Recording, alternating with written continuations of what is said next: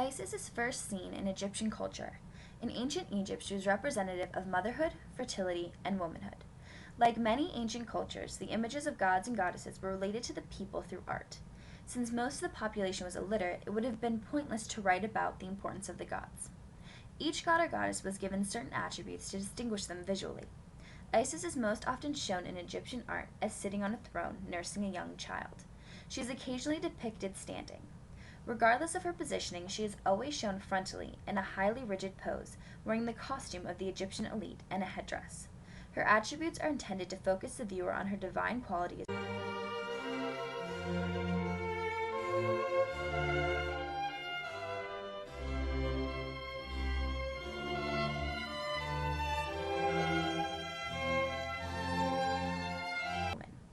While Isis places her roots firmly in Egyptian religion, she was quickly adopted by other ancient cultures.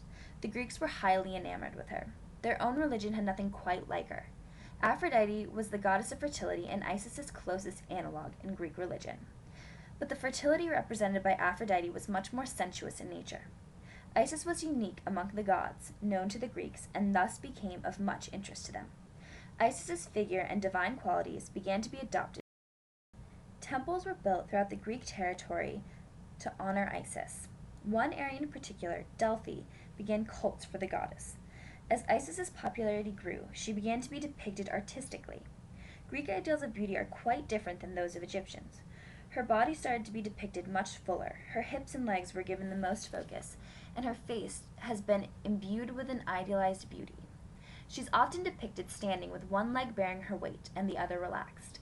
Isis has also been given Greek costumes, including that of nudity.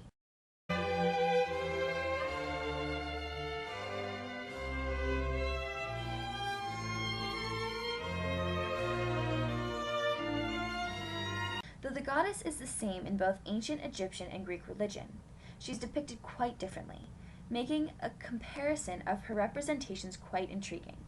How is she depicted artistically? How is she depicted as a mother, as a goddess?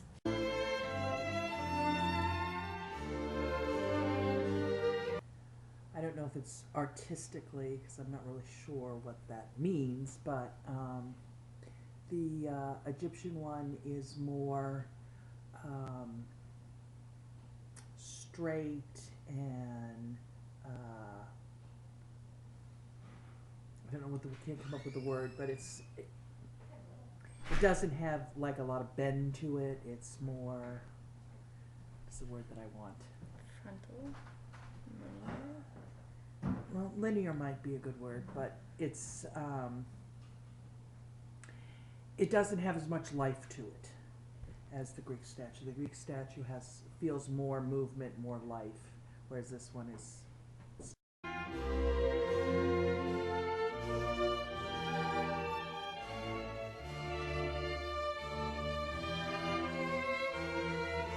Well, first the Egyptian one, the fact that she's holding a child is kind of a direct link to motherhood. So it's showing distinctly that she is, the goddess of motherhood. While the Greek one, she isn't. You're supposed to infer that she is the goddess of motherhood because she doesn't have a child with her.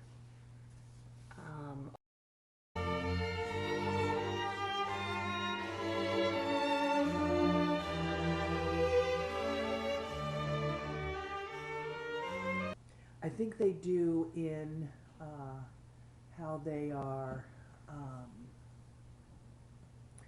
dressed, I guess you'd say. The Egyptian one seems to have some kind of